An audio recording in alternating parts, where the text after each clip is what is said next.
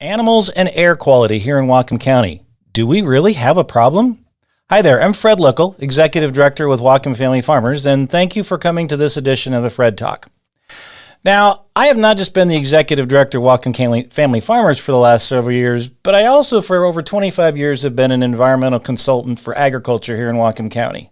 Now, Whatcom County is at the tip of the spear oftentimes as it relates to environmental issues. But one of them that we haven't seen is air quality, which you can imagine my surprise when a couple weeks ago, up on our feed for Cascadia Daily News popped the following headline: Animal feeding operations are increasing Whatcom's air pollution, study finds. Furthermore, further down it said, new research finds that many vulnerable populations live within a concerning distance to potential polluting animal operations. So you can imagine we were pretty shocked, and we started diving into this pretty deeply.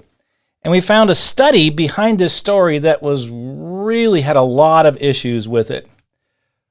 What were those issues? I'm going to focus on two major ones. First of all, why is it that we don't have an air quality issue in Whatcom County? Well, you have to understand that one of the things they're talking about is a fine dust particle called PM 2.5. That's what they're referring to. Now, PM 2.5 doesn't occur too much in Whatcom County around our agriculture. Why is that? Well, it's dust. Guess what we don't have here in Whatcom County? Dust.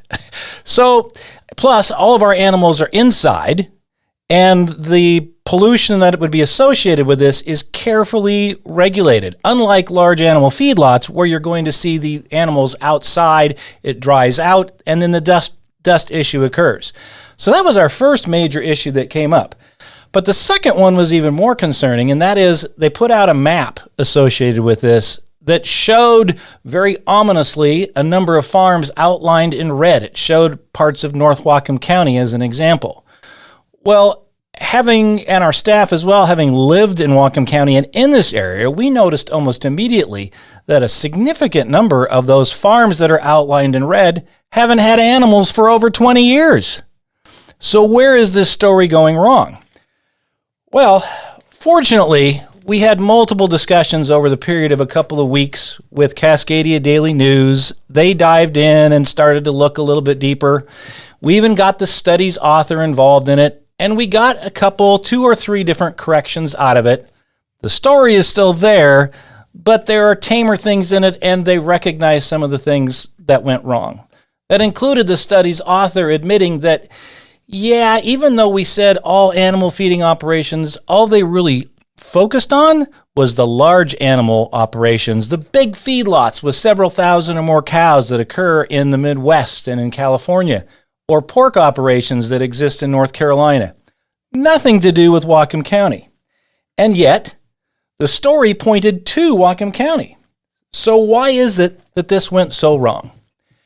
And why is it that, Cascadia Daily News, we much appreciate the fact that they made some adjustments and made some changes. Why is it that we're still making a big deal out of this? Well, I think you have to understand what happens in our media and in our world in this day and age. A week ago, when I went online and typed in under an AI search, air pollution in Whatcom County, the first thing it showed was the map on this story. Furthermore, if you typed in agriculture, it showed almost entirely this story, which pointed at our farms as, you guys are the polluters.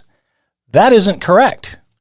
However, in the last couple of days, we have put out some corrections to this, and already it is showing in our AI searches that this may not be exactly accurate, that there is some controversy here that needs to be looked into.